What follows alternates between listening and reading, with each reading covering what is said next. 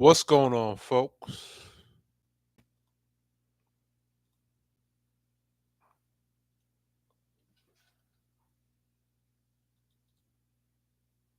All right, let me share this screen right here.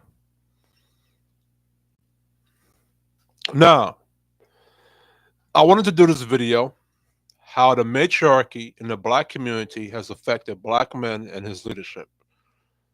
All right.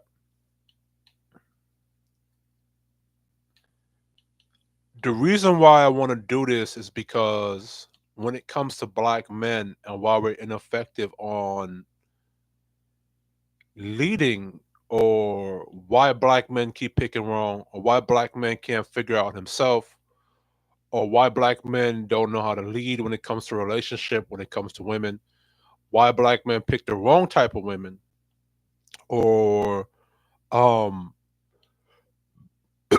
why black men are ineffective with themselves to lead.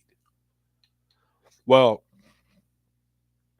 in the black community, there is a lot of sayings said by the Nation of Islam, the conscious community, a lot of those pro-black people back in the day that were boomers. A lot of them are early Gen X. A lot of them still carry on those talking points. And within those talking points, it's either taken out of context, like you see here when it says, when you teach a man, you teach an individual. But when you teach a woman, you educate, you raise a nation. A lot of it is a lot of these is African proverbs, and they were taken out of context. But here in America, I guess during that time, during the 60s, in order to give women a value or to make her feel important, they pandered or simped. And then they took away power from the men within their words and put it onto the women. And then now the women believe that now it's their job to set standards, their job to set boundaries, their job to teach the men, their job to build the man. And the reason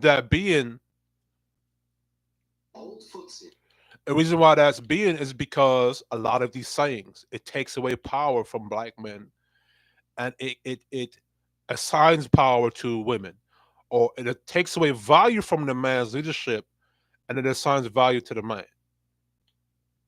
And what a lot of those bloomers did in the Nation of Islam, because even though I love the Nation of Islam, I love Malcolm X, I love Minister Farrakhan, I have love for Nuri Muhammad, I have love for a lot of those brothers, but a lot of what those brothers do is they pander. And a lot of in their speeches, it's like it's simping. And a lot of it does is it takes away value from the man and puts value onto the woman. And it puts the woman above them, and it sets it up to be a matriarchy. When you look at the Nation of Islam, a lot of them are patriarchal. See what I'm saying?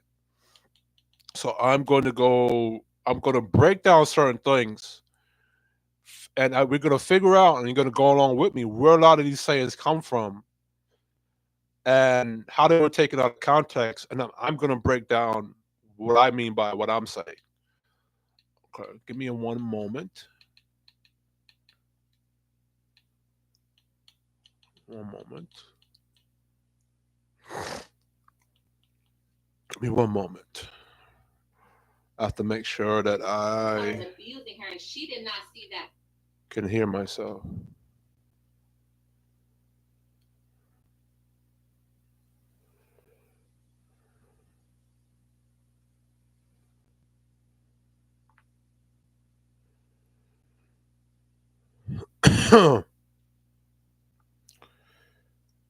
um,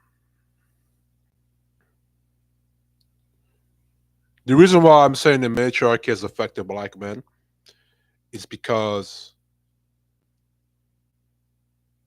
women in general, they're very emotional. And if they have no leadership, no structure, no man to follow, they're going to follow their own influences or whatever influences is there for them. And it could be a bad influence, and they can follow the influence altogether. And they can program the children what they know, and they could teach that those children bad. or wrong or to be destructive. And because women are very emotional, they're very in their feelings. They don't know what they want, and no, and nothing's ever enough. If they raise their children with that same mentality, especially the men, it's going to be catastrophe. That's why black men are the way they are. That's why in the black community, um, it's hard for black men to find an identity of his own and stick to that identity of his own because he's too busy trying to be something for women instead of trying to be something for himself. You know what I'm saying?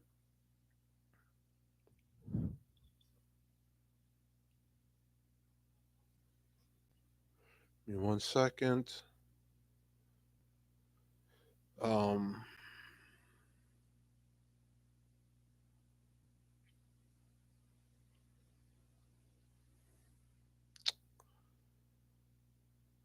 oh, I don't know why I can't. Her. Okay, here I go.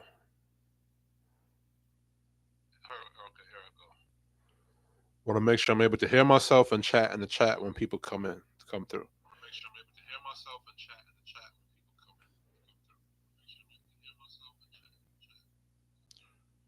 Okay,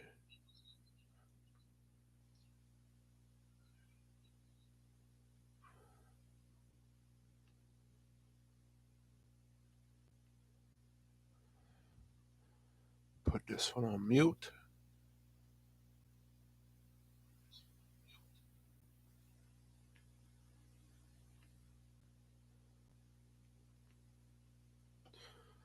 Okay, let's break it down.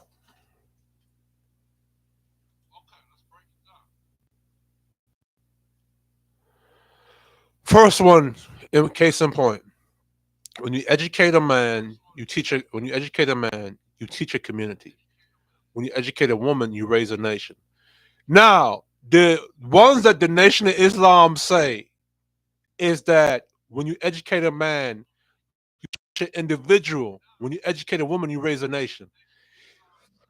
Uh let's look. Let's see. So Malcolm X twisted it. If you educate them, so now, okay, so the proverb is said to have been used to convince African parents to allow their male children to attend missionary schools. The message of the proverb is once we know the value of education for men in society, we should allow women to have equal access to it.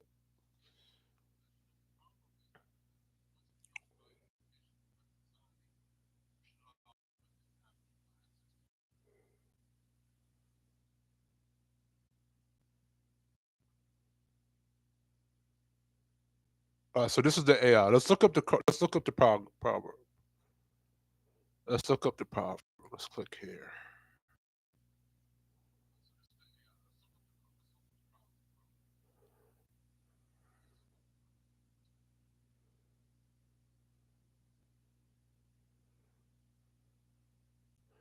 Okay, this well-known saying is attributed to the Ghanaian scholar Dr. James Emmanuel.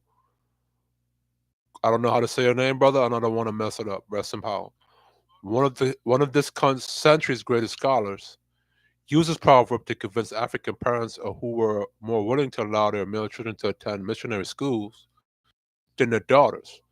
Like many saying, this one makes it's a point by unqualified exaggeration to capture attention. The message here is that once we know the value of education for men in society, we should allow women to have equal access to it. Education is used here to mean knowing through formal or informal means what is right for the spirit, mind, body, and acting upon this knowledge.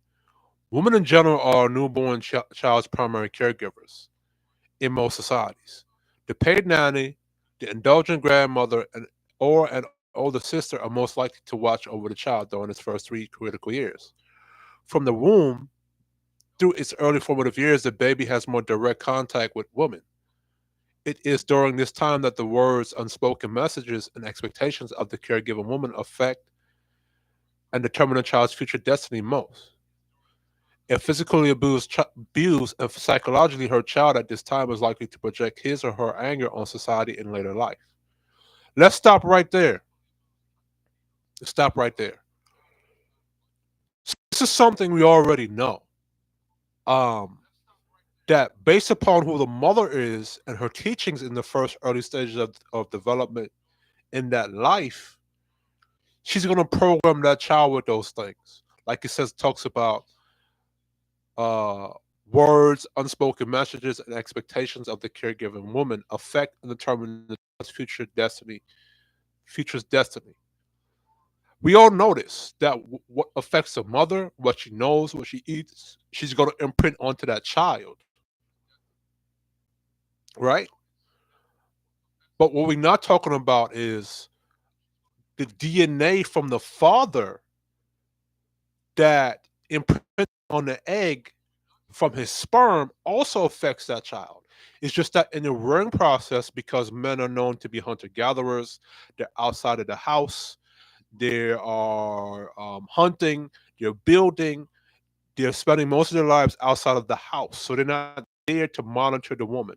Now, what's supposed to happen is there's supposed to be some kind of curriculum program or structure set by the men, right? Because when you educate a man, as you saw the quote earlier, it says you teach a community, right? And you teach that community, those women are going to take the teaching from that man who has to be more than an individual. Because a man has to be more than an individual, he has to be a comprehensive man that can lead, guide, teach, provide structure, provide provisioning, provide masculinity, provide discipline, set boundaries for those women to follow, for those women to then follow and teach the nation. See, a man has to teach the community or that nation. The nation has to take that teaching and incorporate it into those children. And as is right here, physically abused or psychologically hurt child. So in the black community, when you have black women that are taking influences and being damaged by slavery, Jim Crow, etc., and they're taking in bad influences, they're going to raise their children that way. And we see this in the black culture and black community. This is what I mean when I say the matriarchy has affected or negatively affected black men and their leadership and what makes black men not able to guide themselves or be able to lead themselves because it's being defined by women with bad teaching or lack of leadership, right? Now, the Nation of Islam or the Malcolm X, they took this out of context. They made it sound as if the man is just an individual, so he's not as important or valuable as the woman. Because when you teach a woman, you raise a nation. But a man has to be more than an individual because, as another science says, when you teach a man to fish, he'll feed the whole village. So when you teach a man wisdom, knowledge, and comprehension and instructions, he'll give that to his women and his children, as the proper context says here. You see what I'm saying? Now, let's continue to read. A child that is surrounded by a warm embrace of loving women caregivers will most likely spread that love in his or her future dealings with others as child grows up. Perhaps the truthfulness of this saying is best exemplified in the life of George Washington, the first president of the United States, who said this about his mother: "All I am, all I owe to my mother. I attribute all my success in life to the moral, intellectual, and physical education I received from her." A biblical parallel is Exodus 2:9. Pharaoh's daughter said unto her, "Take this child and nurse it for me, and I will give you your wages." So the woman took a child and nursed it. This story of Moses shows the importance of women raising a child. The mother Moses protects her child from hostility, hides him in a basket, and asks the infant sister to watch him afar. The princess saves and adopts him. These three women are epitomes of the various women that ensure growth of any child in a society. When one in the chain falls her duty, society loses the opportunity to have another Moses, another deliverer, another performer. What is not stated but implied is this second chapter of Exodus is that the mother of Moses knows that it is right to protect her child. The sister of Moses is well brought up to obey her mother. You won't find many girls in today's world sticking out their necks for their little brothers. She's unafraid to suggest a nurse to the princess for her little brother. The princess knew that it was morally right to raise this child against Pharaoh's edict because the woman saved this child through their knowledge of what was right and doing it. The people of Israel were saved from Egyptians, and God sent to humankind one of the greatest tools of education, the Ten Commandments. Now,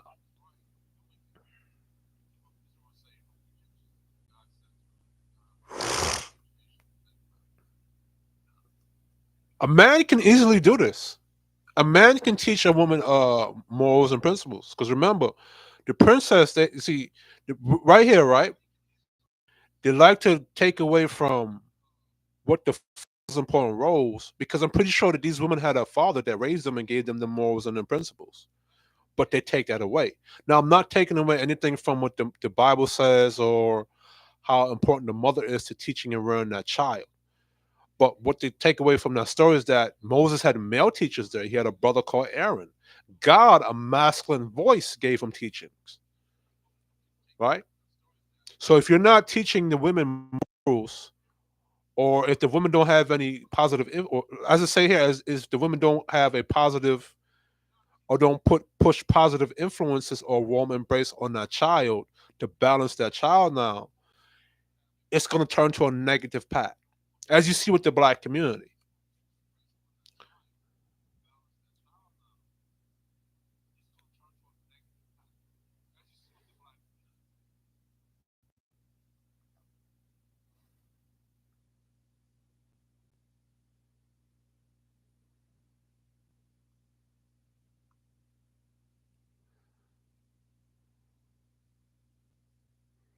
Now,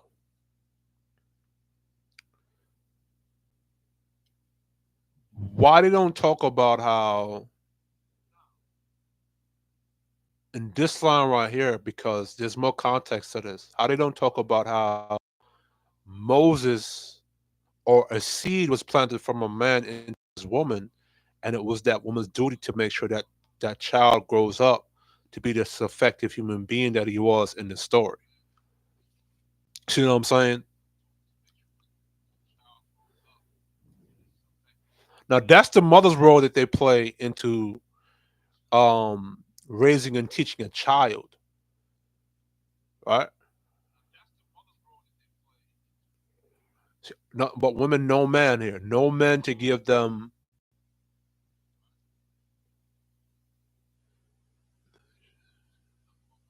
See, it takes an individual to teach these women how to raise a family or nation. That's what they're leaving out. And I'm not a, I'm not, I never read this part of the Bible. I'm not a Bible scholar, but I'm going to read that to see what the context was, because I'm pretty sure Moses, from what I remember, had a father, or he was the father of one of the pharaohs.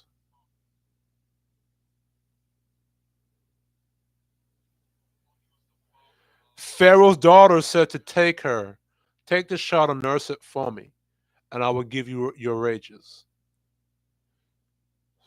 So Moses was the son of Pharaoh. So Moses came from Pharaoh's loins. That's what, see what I'm talking about? The father of Moses is there. From what I remember now is that Moses was the son of Pharaoh. The daughter took Pharaoh and gave it to another woman or something like that. Now, it says if you educate a man, you educate an individual. But if you educate a woman, you educate a family or nation, by Fine T. Ghana proverb. And they use the Bible to substantiate their argument. Now, I would agree with this because a woman's womb embrace or her cold embrace could mean the life or death of that child. It could mean the um the growth and development of that child, what that woman eats, what she's learning, what she's teaching. But that woman has to teach from what programming, what influences her. Just like if you ask a street ninja, who's your OG, you have to ask the woman, where's her influence from? What man is influencing her? What structure did she come from? And the problem that when you're raising a male child and he goes out there into reality now, he's going to be raised by feminine principles, emotions. So this is what this is missing, right? Let's look at some. Let me stop sharing this. Okay.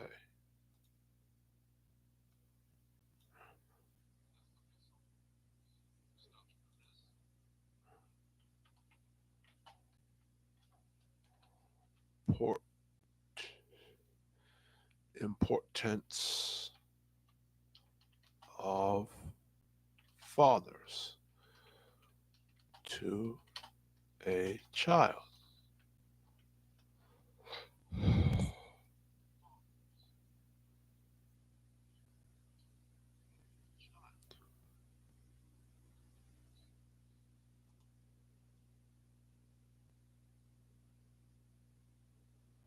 Now we all know that men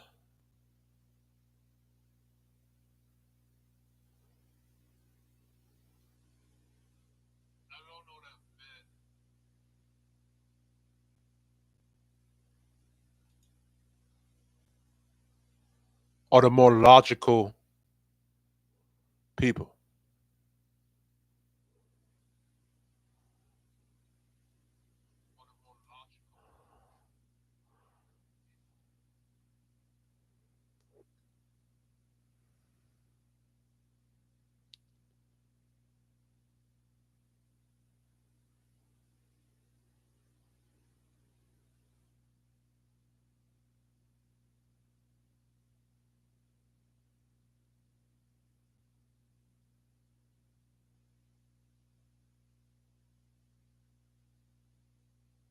Now watch this.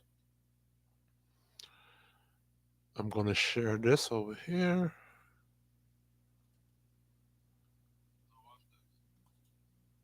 Let's go here.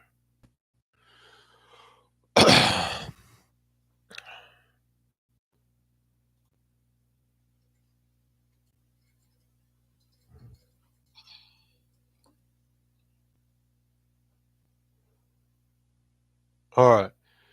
Fathers matter. The importance of a father. A father's gift of quality time, life-giving words, and positive actions have a long-lasting impact on his children.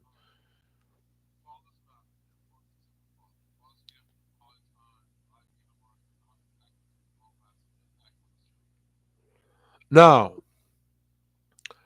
in the first upbringing of a child's life, the woman plays a vital role in teaching, guiding, and nourishment and feeling that warm embrace.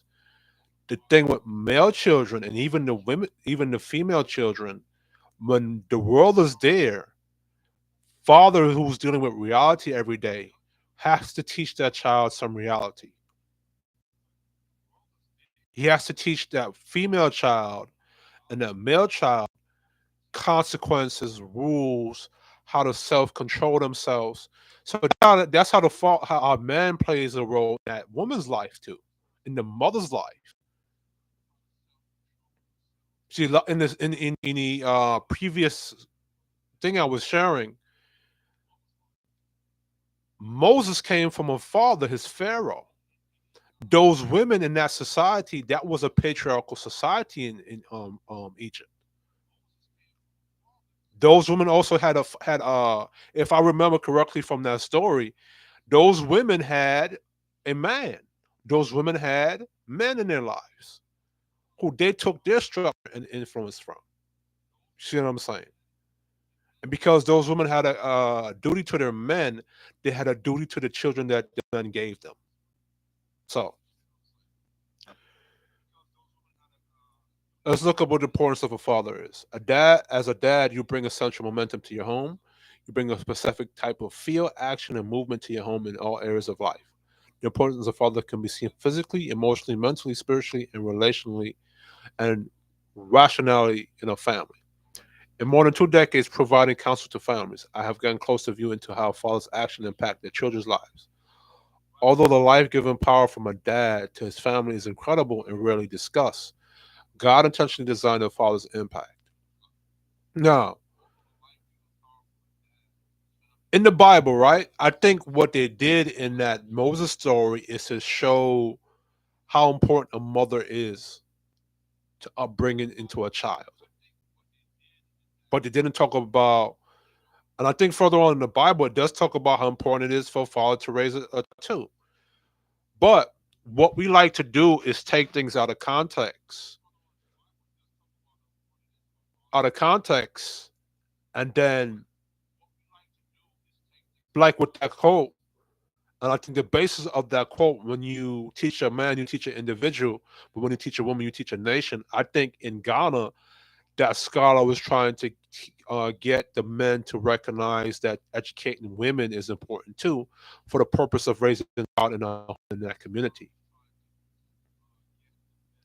And when you raise, and see, the thing is, it says when you teach the men, when you educate the men will understand what education is, and then they'll want to teach their women that education and raise their woman up to the man. See what I'm saying? They'll understand how important education is, and they want their women to get that education too.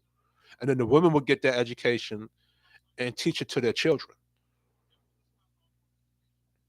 Which in relationships, that's how that go. The man has the game, he has the knowledge, he has the wisdom, he has the structure, and what he learned, like it says, when a man learns how to fish, he'll teach a village. You teach a man how to fish, he'll teach a village. He'll feed that village. So when you teach a man how to be educated, he'll teach his women, he'll teach his village. That village will then take what that's known and impart that to the children. That's what we're not getting at. The Nation of Islam likes to use the quote, or a lot of those pro blacks like to use those quotes to say that it's all into the women. You got to educate the women because the men are not as important or not more important as, because as that man is the individual, he's still the head of that household individual that's teaching his women and his teaching his women. That woman's going to take that knowledge from that individual and then teach that child. But that's not how the Nation of Islam phrases it. The Nation of Islam phrases it differently. Now, fathers are essential personnel. The key, it goes in here, dad can be dad's guidance. Why does a dad guide or father guides? Because the woman is at home, right? She may be teaching book smarts or educational smarts, but that man is outside in the field learning reality, learning in-game knowledge, or in the reality, in outside in danger where you can't have those be emotional out there. Anything about like me, and dealing with masculine and manhood, you cannot be emotional like a woman or a female outside there in this reality of this world that we live in. It could be very dangerous for a man. It could be detrimental to you. You could lose your life. So I think that man teaches that boy and even the girl child what reality is outside of the house. Teaches that child about rules and following structure and regulations and how to control yourself. And I think that's very important for the women and most importantly for a man because we're stronger. You know what I'm saying? We're not society likes it to society today, even with all the intelligence and intellectual things that man has used his brain to be able to build. They like to say that men are just stupid, which is insane to me. The computer I'm speaking through to you through, the phone I'm watching, the games I'm playing, the mic I'm speaking through you to is a man's intelligence figuring out a way how to build this thing, or build this computer, or build a technology for me to talk through you through this internet. This is a core example of what a father's intelligence can do. You know what I'm saying? Now, teaching guidance, motivation, correction, love, and feedback. You can give these anywhere with no limit in creativity. Researchers have found a variety of benefits stemming from a father's use of authoritative parenting style. Authoritative parenting style. Not only is he an authority to those children, he's an authority to that woman in that house, to that woman in that house. The parenting style balances sensitivity and warmth with discipline. So the woman gives sensitivity and warmth, nourishment, nutrition, teachings, and guidance, like it said in the previous slide. But the father gives discipline and structure. Within an authoritative parenting style, fathers' children are less likely to have emotional and behavioral issues. Look at that. His children are also more likely to do well in society academically, rationally, and developmentally when he balances high levels of both sensitivity and limits. So right here it says that a child can do the same. A father could do pretty much the same thing as a mother, just in a more academically, rationally, and a more control of his emotions and his behavior. Because anything when you watch when you look at women, right? A lot of them, when they get caught up into their emotions most of the time, they behave very irrationally. When it comes to them disciplining their children, a lot of mothers take it out of hand when they go to the dark side of their emotions. And a lot of times you need a father in that house to kind of check her with that. And because those are his children, he can say, "Hey, don't talk to my child like that. Don't raise my child like that. What have you been teaching my child? This is not what I told you to teach them or the curriculum I gave you." Right? Other research provides into various unique benefits that it can bring into their home and their children's lives. The following example describes studies demonstrating the potential results from a father's positive, effective parenting. A dad's sensitivity early in a boy's life leads to fewer behavior issues. I don't know why they sensitivity. I don't know why they put dad sensitivity. With the fewer behavior issues later in a boy's life, unity in parenting between mom and dad can result in more feelings of intimacy between a husband and wife, especially from a wife towards a husband. As a result, children have fewer emotional and behavioral issues. Sons have a good relationship with their father, tend to handle stress more effectively.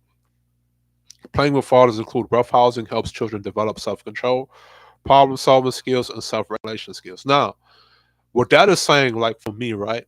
My pops, he's Jamaican. The men of my lives, they're Caribbean. Um, when we're roughhousing and we're playing outside or we're doing chores, my dad is always teaching me something or giving me game. Or if I get over emotional and I came from a fight, um, he'd give me game on that, tell me how I could have avoided that situation, how I could have reasoned with that situation, or if I had to fight, he'd tell me, hey, you had to throw those hands, right? But my father's always given me life lessons, and even though a lot of them, or some of them, or a lot of them, I disagree with at the moment. Um, Later on, I see what he's talking about, and later on, some of the things he say, I don't see what he's talking about. But my father has always been, in my life and given me a lot of wisdom and knowledge based upon his experiences and dealings with the world. So with men, we tend to pass down what we know, what we've learned, what we've experienced to our child, so our children don't, or our nieces or our nephews don't make the same mistakes we did. You see what I'm saying? Um, Roughhousing between men and boys, that's always going to happen. You know, learning how to fight, learning how to train, kind of like Spartans. That's always going to be something that men and boys are going to do. Lions do it, gorillas do it. You know what I'm saying? Because as a man, you don't want to have a bitch for a man out there. You want to have a grown ass man that could defend himself and defend his family and his children when needs be. But at the same time, have self control and problem solving skills. That's something that women cannot really teach to a boy or a female child. She could teach them book smarts. They could teach them. They can nourish them. They can teach them certain things. But when it comes to problem solving skills in the heat of the moment, in the chaos, women fail at that. I've watched my mother.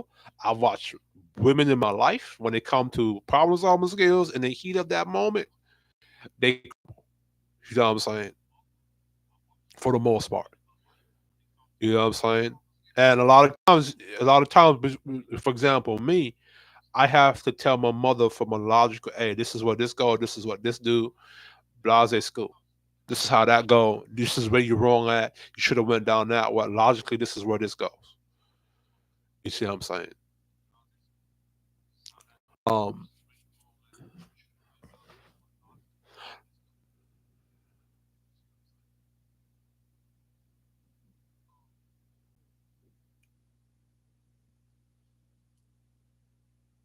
I think this is coming from more of a biblical.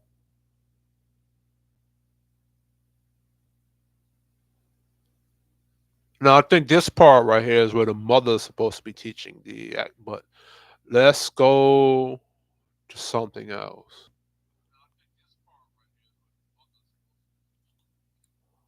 Um, Fatherhood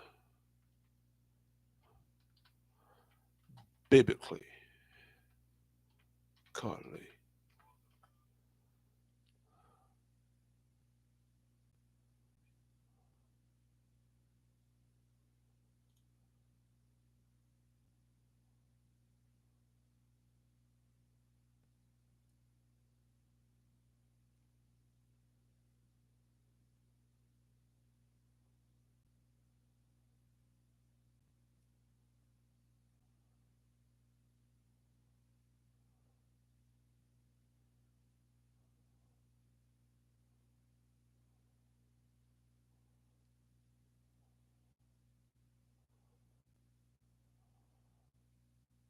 Let me look up who Moses' father was for a minute.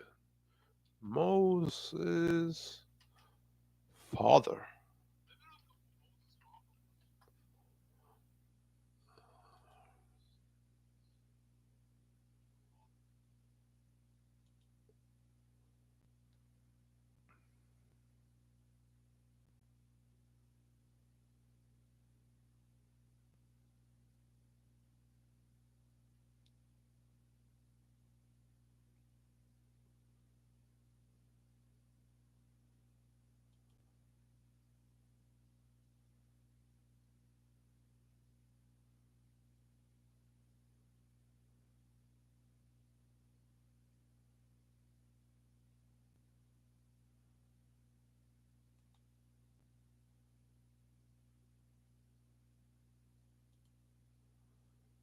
So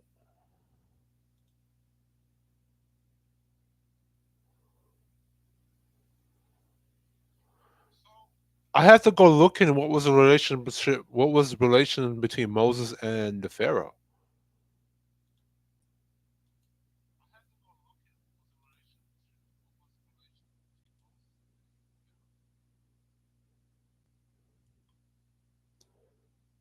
Um, Relationship.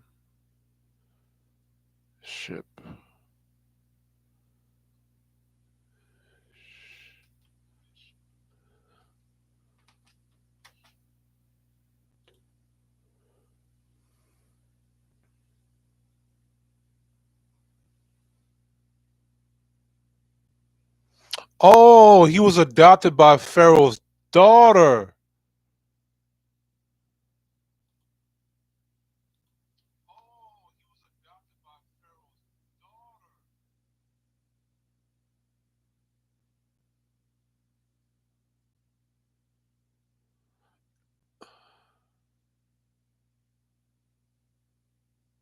I have to go look into the story, but that's the sidetrack from what I'm talking about. Um, let's look up something. Let's look up another thing.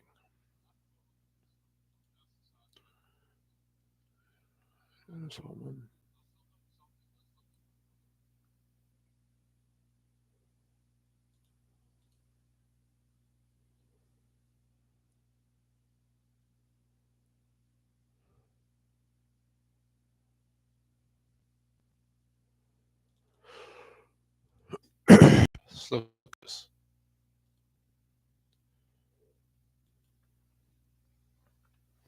A nation can raise no higher than its woman. See in this sentence here. it it doesn't mention a man there. No man is in here except for women. It does says woman here. It doesn't talk about how Elijah Muhammad had to teach these women and raise these women up to be to be this. It just says the nation raises the high that is woman. Let's read this. Now remember, you have to remember that at this time, black folks was at the bottom. Like black folks was like in my opinion, I think black folks would have not never gotten anywhere if it was not for the Nation of Islam or Elijah Muhammad or Mr. Farrakhan or Malcolm X, because we were in a dead state. Like we were doing bad. So I guess an attempt to give women a value and them going back to Africa to find an identity, they came up with this: a nation can raise no higher than its woman. And let me tell you something. If your standard of a man or your standard of a nation goes into a woman, into a women, a a person or a group of people that can be very emotional, very illogical, very chaotic. If they have no structure or direction or a man that's leading them, they're gonna do what they want to do, and they're gonna fall up under whatever programming they want to or influence.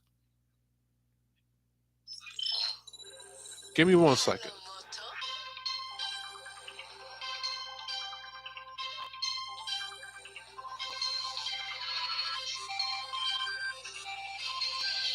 Give me 1 second.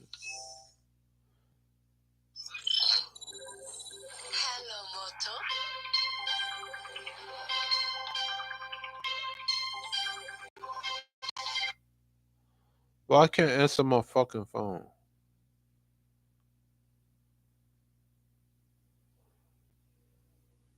Give me 1 second.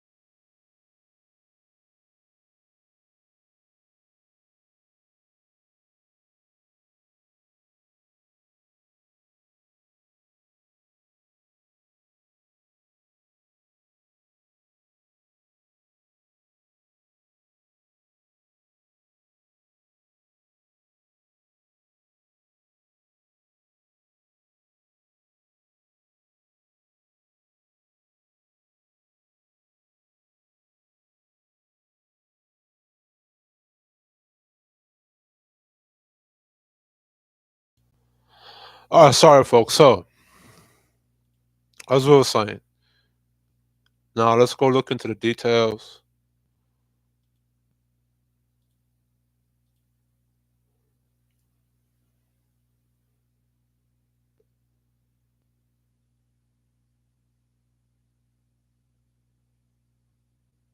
Now, I think what was happening is because they were trying to see how important the women were. So, they wanted to give a woman a value. But let me tell you something: a woman is going to raise no higher than this man. If a nation can raise no higher than this woman, a woman can raise no higher than this man's leadership. You see what I'm saying? So right here in this sentence, it takes out the man out of that equation, out of this equation. It doesn't put a man in the leadership role. It puts the women in the leadership role. So it sets it up to be a matriarchy. Women cannot teach men how to be men or teach men about masculinity. That is something that a man has to go out there into the world and teach himself and teach other men. You know what I'm saying?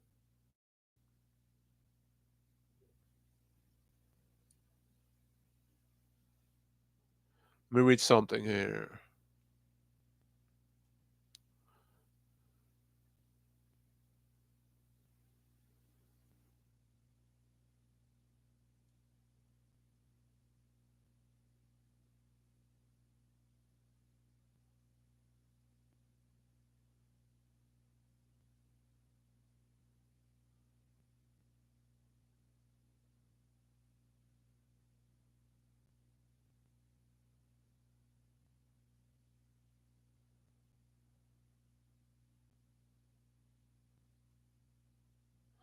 Now, what's funny about this, right? Let me read something here. Do the women of ONOI have not been recognized and honored as their counterparts in the civil rights movement? Are you serious? The Nation of Islam always talks about their women. It talks about how good their women are, and women are. Minister Farrakhan always does that. Malcolm X always does that, or always did that when he was around. Oh, sorry for that. When he was alive at the time, um, every Nation of Islam person, they always talk about how good their women were. So this I don't understand, and they can use this now to set it up and say that it's patriarchal or the men suppress the women over there, which is nonsense, right?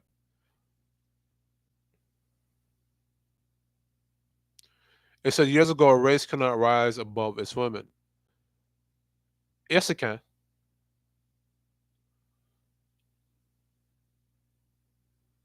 Yes, it can. Like, so you telling me that black men we're just stuck? We have no, like, if masculinity is a forward energy, it's always competing, it's always trying to upgrade, it's always trying to evolve on its own. Then the raising of a nation is in your man because your man is a forward energy. Is a woman valuable? Yes, because that woman is there to support, to help, to aid, to be nourishing to that man. But a lot of times we have seen in our time where men have done it by themselves, literally raised themselves up off the dead. You see what I'm saying? Now, um,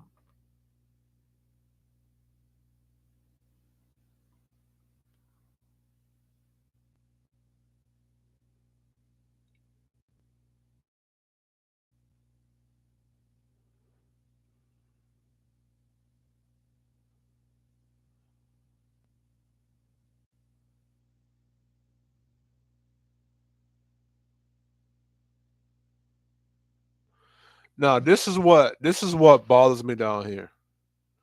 Again, I'm not taking any value away from women, but they're gonna use this right here to overshadow what the black men of the Nation of Islam or the black men of that time, whether it be the civil rights, the NOI, the Black Panthers, or any other black organization of that time did, where black men had to fight and die for what they believed in. Nation women defied convention and gave us a new standard of womanhood and black dignity. They exemplified order and discipline and taught us how to march to a different drummer. They also embodied the divine word and helped to build a movement that inspired helped to build a movement, inspired us for 80 years. Beyond Jeffrey dares to take us inside the world of these remarkable women, a world too few of us know. The rare voices she allows to speak in this volume must be heard. Now, to the NOI, to the Nation of Islam women who might listen to this or see this in the future, um, you would have no NOI if it was not for Elijah Muhammad, if it was not for Malcolm X, if it was not for Minister Farrakhan, and a lot of brothers that fought and died to build the house that you guys are in. So the fact that this says a nation can raise no higher than its women, but you had Elijah Muhammad that was raised you up into an effective nation, into effective women, and those men that are there. This is a disrespect to your man's capability to lead. This is why black men in the black culture and black community doesn't understand his role and his part to be an authoritative figure or leadership in that black community or in that house because of this right here. That she can raise no higher than his woman. And I understand the concept of that because a woman play an influential role in raising those children for the first early years of their lives. But when it comes to the boys and the men, the father has to play a role in also molding those men and those women for the world, especially the boys. See, it takes a comprehensive, intelligent man like Elijah Muhammad or Minister Farrakhan or a lot of leaders that are, or Malcolm X, or a lot of those black male leaders to lead that nation and to mold that nation into an effective empire or powerhouse. See what I'm saying? And this right here, it takes away black men's value because you would have no black power movement. You would have no Nation of Islam. You would have had no Black Panthers, black women. You would have no organization to be a part of or support or to get influence from if it were not for the black men who fought and died for those organizations to be there. See what I'm saying? And because black men, during those conscious era. Let me tell you something. A lot of those black men in the conscious era, they use this nation can raise no higher than his woman, and they use a lot of the prior talking point to simp for women or to portray their masculinity, assign a value to women, and put women in a position that they were not supposed to be in because box or because they were just some lazy Negroes or because for simping. You could give a woman the value of what her importance and her role is to her man and supporting of her man and to that man's children without simping or putting the value of woman above him. It's God, man, woman, and child. God has to give that man the teaching and instructions from the surroundings and his environment. He has to take what he learned from that environment and that surroundings and give on to his women. And the woman has to give on to his children. That's how that goes. And if your man falls, your nation will fall. The women will fall because the women will fall victim to whatever other dominant influences. They're like with lions. Look at lions. When one lion conquers another lion, that lion will eat that other woman's children or kick those children out. A lot of y'all gonna say that the female lions be checking the male lions. Y'all don't be watching all the National Geographics, bro.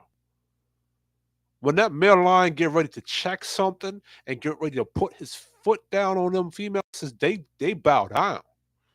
When he on that, I don't give a damn mode. You see what I'm saying?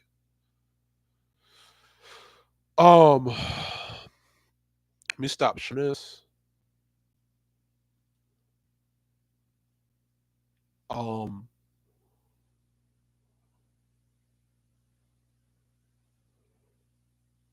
um, let me tell y'all. Let me show y'all an example. Because a lot of these sayings are coming from Africa, and there were two parts in Africa that were matriarchies, which was Ghana and Nigeria. Let me show y'all something real quick. Why the matriarchy has messed up. This is called something called the Daughters of the Slave Trade, Atlantic Slave Trade. I'm not going to read all of this today. I might read some of this later on, but let me get into a synopsis of what this is about.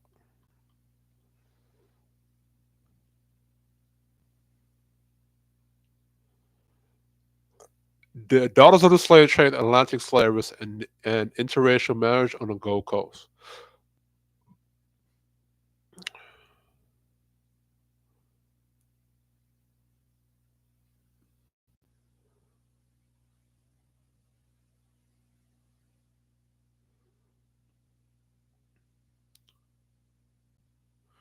Let me read this. Servine Brock was born and raised in Osu, a small town on the Gold Coast. Her first language was Ga, and it was not surprising when in 1842 she married Edward Christensen, the last governor of the Danish port in Quisenborg.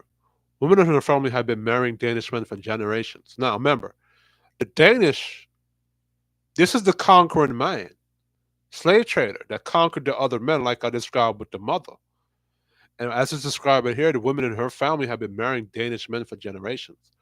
Already by the 1800s, when women Serving's grandmother married merchant H.C.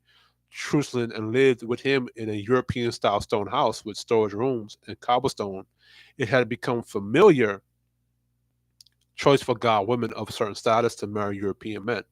Kind of like today.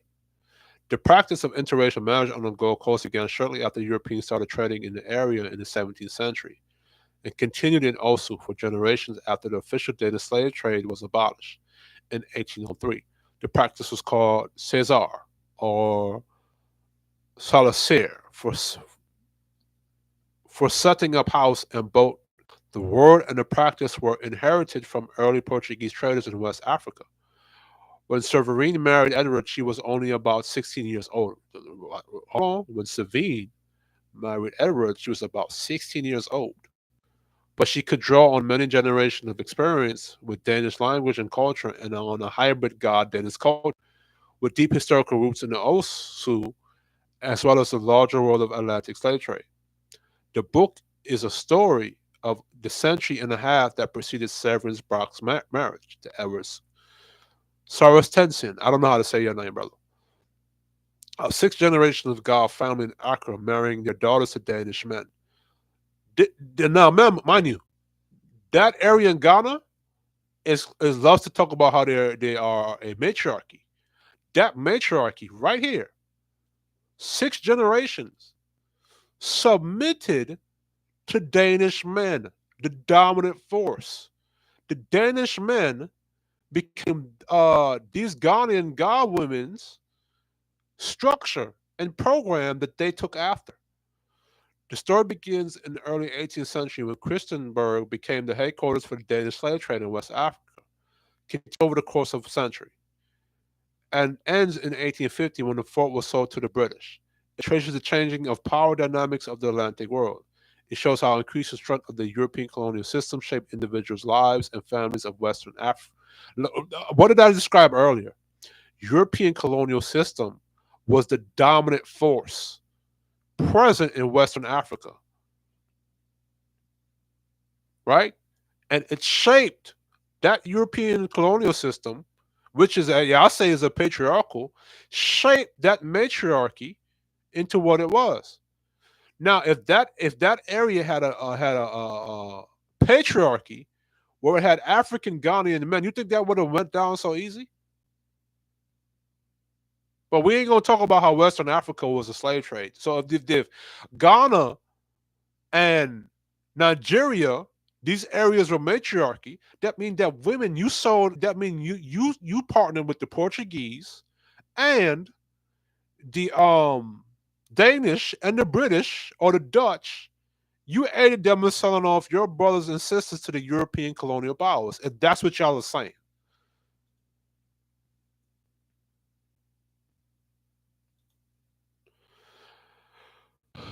And how the spatial organization and the material culture of these families shifted in European direction.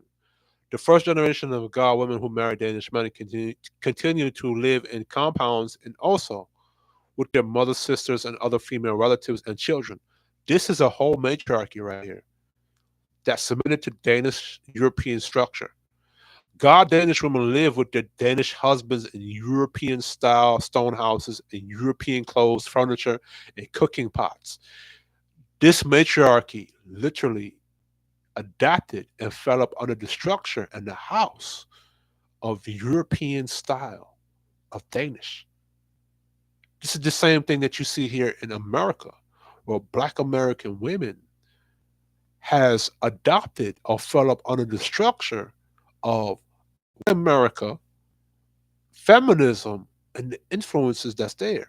So to the Nation of Islam women, the reason why you were able to have some structure, the reason why you were able to be a nation of women that raised nations is because you had a structure of black men like Elijah Muhammad, Minister Farrakhan, and Malcolm X to give you women the structure to be a powerhouse that you were. And that has to be put out. That's how valuable your men are to the word to the Nation of Islam, to the Black Panthers, and the Black community.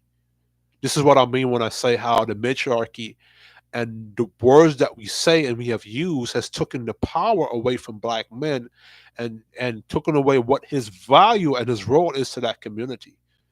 If that man is to provide structure and discipline, he's more valuable than that woman, because without him there, she's going to take on the shape or form of whatever influences that is there, and she's going to teach and program those children. And as I read about how important a father is to that house, if a father's not there to check that woman and those children, you see what's happening in the Black community.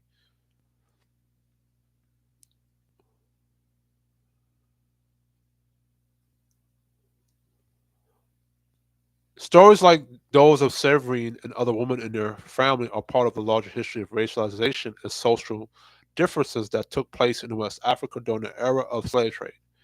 In the first generation of Euro African marriages, and also neither guy nor Danes attached. Hold on, let me read that properly. In the first generation of Euro African marriages, and also neither Ga, nor Danes attached very distinct meanings to racial differences for this early generation. Social status and position in their shared world was determined primarily by class and gender, race. Through the present as relatively flexible category, remained an indeterminate marker of social hierarchy. As the slave trade evolved over 18th century, however, race gained importance as a social marker. At Christenborg, the Danes distinguished between Euro-African and other Africans, and consequently, Euro-African families gained different race access to the trade and the fort because of their mixed heritage. The Danes hired Euro-Africans into higher positions than other Africans. Except, doesn't that not sound familiar? Doesn't didn't this doesn't didn't this isn't this what happened during the slave trade? I mean, in the Americas, and whoever those women were attached to, that matriarch was attached to, if it was attached to a man, that man is what really set the foundation, as you see here. And to some extent, their mothers from a special mulatto caste. Over generations of intermarrying with Europeans opened a special position for Euro Africans in an increasingly stratified social hierarchy, which was defined by race as well as class and gender. The local history of interracial marriage and also was particularly intense expression of process that happened throughout the 18th century Atlantic world. Marriages and less formal relationship across lines of ethnicity and skin color played a central role in the production of racial differences throughout the early modern world. But nowhere were negotiations over social differences more critical than in the trade in human beings, which is both enabled by and contributed to a hierarchy of racial differences. For both African and European slave traders, it was African and European slave traders. So West Africa, Nigerians and the Ghanaian, y'all have some explaining to do, bro. Y'all have some explaining to do. It was crucial to uphold clear lines between people who were for sale and people who were not. And definitions of difference between slave and free were therefore at the center of negotiations in the trade. The process of attaching meaning to racial difference took place in response to this need to distinguish slave from free, and the families of the center of daughters of the trade lived in and with these negotiations over social differences. The production of race happened in many different areas of early modern Atlantic world. Slave ships, plantations, colonies were Slave ships and plantation colonies were important. Local contact. Oh, I'm not going to read the rest of this. I'm going to do a reading about this later on. Not going to do all the reading of this now.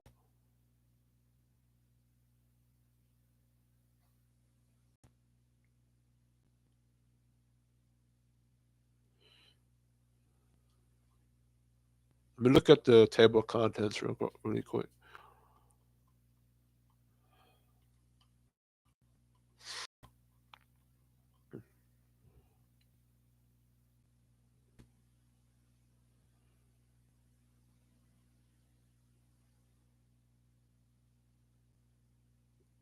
Danish Christian mulattresses. That's funny.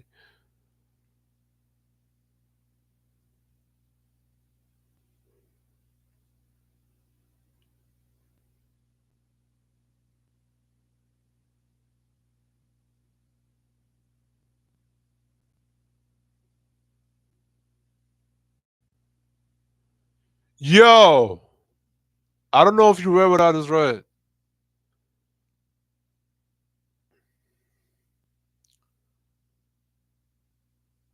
Read this. Mind you, this is a quote. When the whites, Negres, has borne him a couple of mulatto children, he cares as much for her and his children as a man does, who has his true wife and children in Europe. So you white men who talk about motherfucking monogamy and how black men should be better off in monogamous situations, and you have a problem with black men having side chicks, this is what your ass was doing. You had your white woman back in Europe, and you would go to Africa, have sex with a Negre, have children by that Negre, and you had the same love for that woman as with his true wife and children in Europe. This is what white men are doing. So we like to talk about how black men, and we want to do a psychoanalysis of black men and why we like to have sex and how we're just hyper masculine and high sexual. This is a very hypersexual act right here to the white European men who used to do this. So, but anyway, that's my time for this. I might do a part two to the stream when I get the thought. This is Kish Shorty Gaming Nation signing off. Y'all have a good one.